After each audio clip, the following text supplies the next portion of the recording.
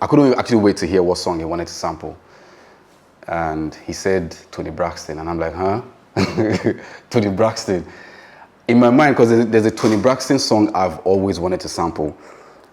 And it's this song, Not Man Enough. And then as soon as he said Tony Braxton, Not Man Enough, I'm like, yo.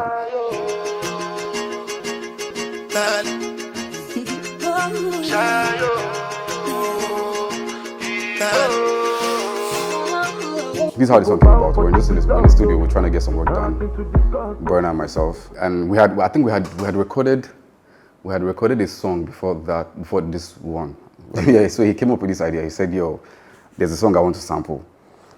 And I'm like, yo, you're talking to the right guy, because let me be the sample guy now. That's where my name even came from. Chopper, Chopstix, Chopper, because I used to chop up samples, you know. So I downloaded the song.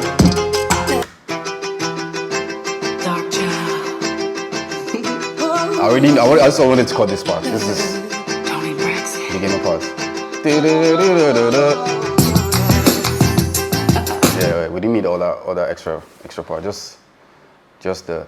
But then in sampling this beginning part, there's a producer tag, and not necessarily producer tag, but she said Dark Child and she said Tony Braxton in the beginning. So I had to figure out a way to replace those spaces with just music and take out her voice and just leave. But I wanted to leave in the giggle. It just gives it gives the sample life.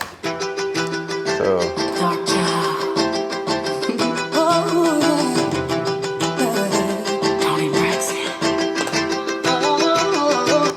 So also I wasn't just gonna copy and paste the sample just like that, because real samplers don't do that. We don't do copy and paste. You have to sample in a way that when you hear the music, you're hearing something totally new, but it's still the original shit. You know, it's not copy and paste.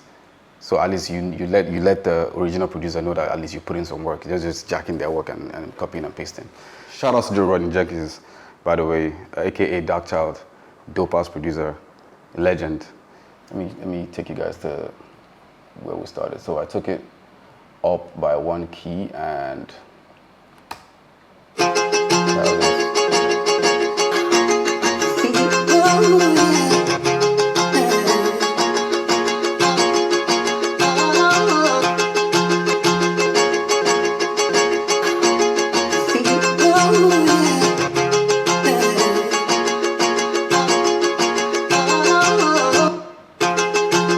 After the fourth bar, there's a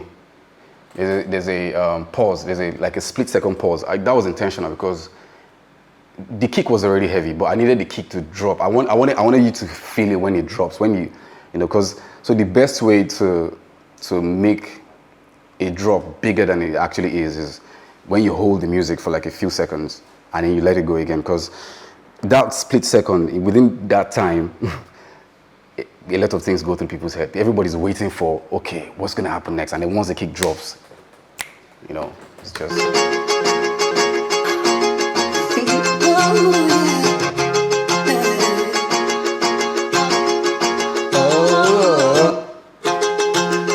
That's my favorite part of the sample anyways. Part of my voice, I can't sing for shit. You go bow for the result. Anyway, so since this is all we had in the sample, after every 4 bars, I had to filter off the highs just so that you don't get ear fatigue listening to the same thing over and over. It becomes boring after a while. So after like every 4 bars, then I filter it in again. And after every 4 bars, it comes back again. So from here, I went straight into Fruity Loops. Shout out to Fruity Loops. You've had me from time. Big love. I love Fruity Loops. This shit has saved my life. From FL, I think I started using FL from FL3. It was still owned by a company called Paradox at the time. Yep. Now we're in FL, this is FL20. Shoes, we've come a long way. 20.20, oh yeah. We've come a long way. Don't hack, don't crack your FL, buy your FL, please. Anyway, so tempo was set at 88 BPM, and the choice of instrument, this is the kick.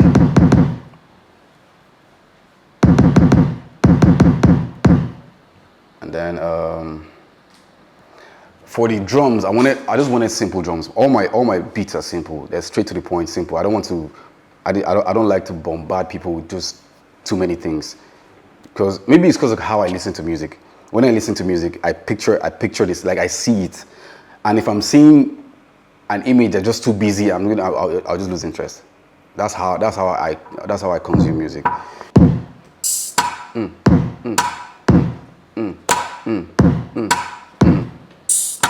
So this hi-hat.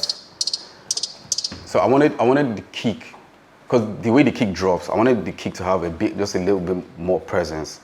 So it only comes when the kick drops. So you hear, so it goes. So that way you feel you every time it comes in, it gives it a bit more, it gives it more presence, you know.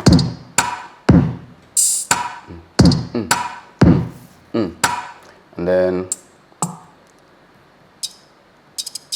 so this.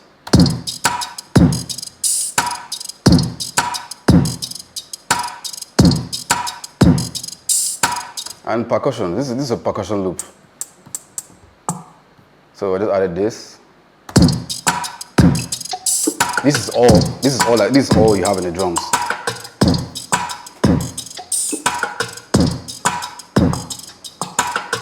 So by the time the sample comes on it, you know, so simple, straight to the point. Exported those, stemmed it, and brought it into Logic. I usually start my beats in FL and finish up in Logic. If I'm sampling something, I sample in Logic or I sample on my MPC. From there, I came here and stemmed out the drums. And you have that. So this is just the sample and the drums playing right now.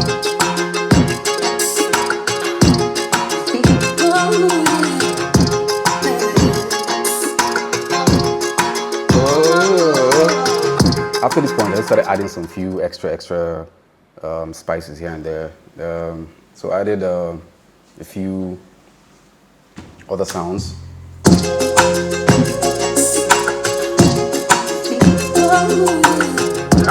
So this is just and then some lead sound. Just give you a bit more soul and melody.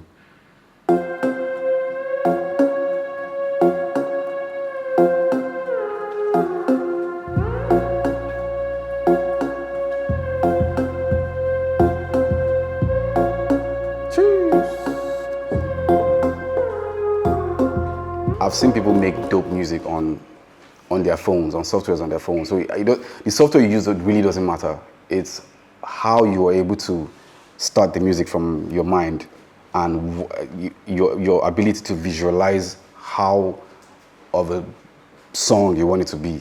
Thank you for your time. My name is Chopstix, and it was nice having you guys.